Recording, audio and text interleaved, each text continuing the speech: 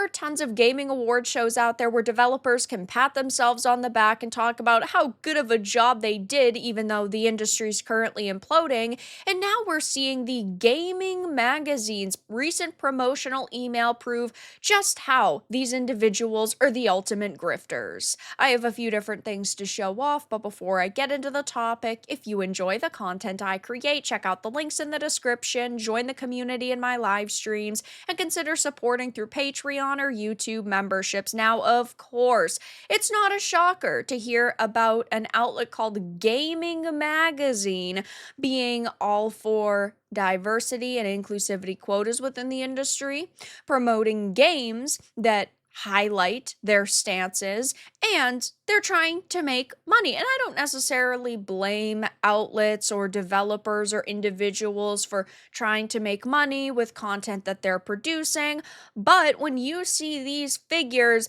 they're pretty freaking massive. Now, I have talked about the gaming awards in the past. As you can see, clear as day on their webpage, they've definitely got an interesting approach. So this is their 4th year. This was airing back in June on the 25th of 2024. And, Baldur's Gate basically swept. It got Game of the Year. It got the Gaming Magazine Readers Awards, tons of different things, which, yeah, I know Baldur's Gate 3 was an extremely popular game and it does deserve awards, but why have a ceremony in June for games that released in 2023? I'm not a fan of Jeff Keighley, but his approach where the cutoff is December 1st and then he does the show on December, usually 10th to 15th, is much more logical. So right off the bat, you can see that these people are, kind of empty-minded, but now, of course, we're seeing this. Check out Gayming Mag's recent promotional email. This mirrors the offers I've seen from many smaller outlets as a games publisher. And the ones that caught my eye the most are paid social media boost of your social ad with guaranteed impressions of 600,000. That is an insane number. I don't know how they would achieve that boosting unless they're literally boosting your post with bot views. That does not make any sense otherwise. That's insane. Paid for articles to be written about your game. I personally do not like this approach. I, as a content creator, am perfectly fine when developers reach out to me and they say, hey, we have a game that we think your audience would love. Do you want a key? But there's nothing else attached. I don't have to say anything positive about it. I don't have to say anything negative about it. All of my opinions are my own. That's perfectly fine. But when you are expecting people to pay you to write an article on your game, that's where I'm personally tapping out and saying, I do not support that. Also, they are supposed to disclose that the post is sponsored, but judging by the articles on their sites about games, it doesn't look like they disclose sponsorships. The cost for about 7 to 8 grand USD normally, email is in pounds, or about 4,000 after 40% off on this Pride sale. You get regular advertising, banner ads, social media posts shilling your game, guaranteed impressions featuring of your game on podcasts and streams. So basically, they are trying their very best to convince developers that this is worth it. And sure, every single business, every single company and group needs to make money in some way, shape, or form in order to run events and to hire hosts and set up skits and sets if that's what they're doing. Like, it is not a super easy thing to set up an event, judging by the scale that they want it to be. But on the flip side, it is insanity to expect developers to pay you this much. Now, a lot of the people at organizations like this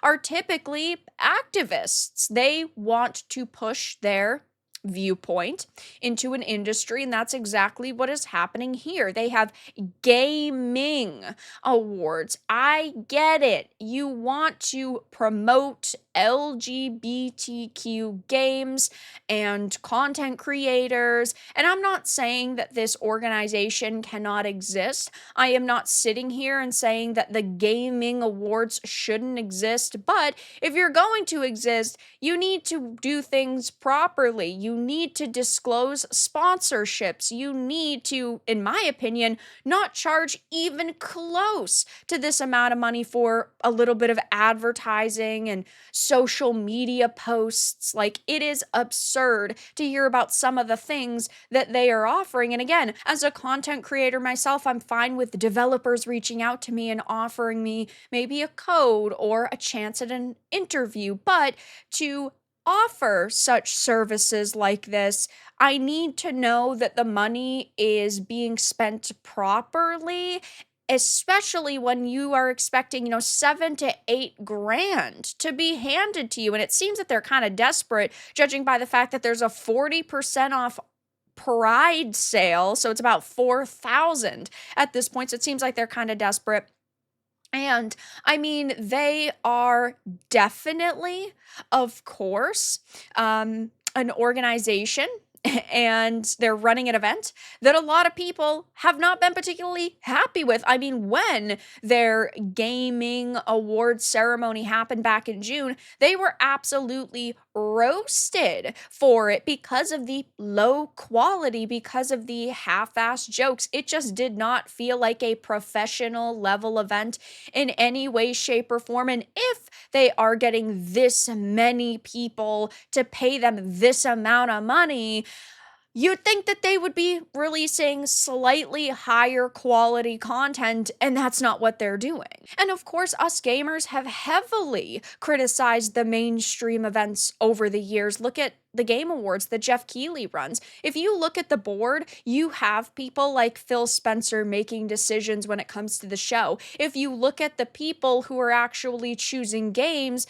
and who consist of 90% of the outcome, right? 90% is journos and activists within the industry.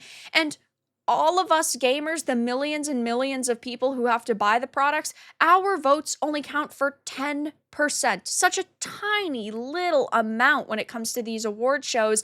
This is why we do not trust these events. And when I am seeing the gaming magazine that runs the Gayming Awards admitting that they allow people to pay them for positive coverage, I instantly will believe that if a developer pays them enough, that developer will win the awards during their award show. Like, there is no level of trust here at this point in time. Now, of course, when it comes to the mainstream media, when it comes to award shows, when it comes to activists like this, I do not trust them at all whatsoever. So I can't say I'm particularly surprised to see that they are the ultimate grifters looking for thousands upon thousands of dollars from individuals for their very crappy magazine and also award show. So of course I will be keeping my eye on this situation to see if anybody affiliated with this company comes out and ultimately attacks us for calling them out and for, trying to bring a little bit of awareness to their grifting. But for now, that's all that I really had to discuss in this video. Let everyone know your thoughts in the comments below. If you enjoyed this, give it a like, and if you didn't, give it a dislike. I appreciate your support either way, but I'll talk to you all again in the next video really soon.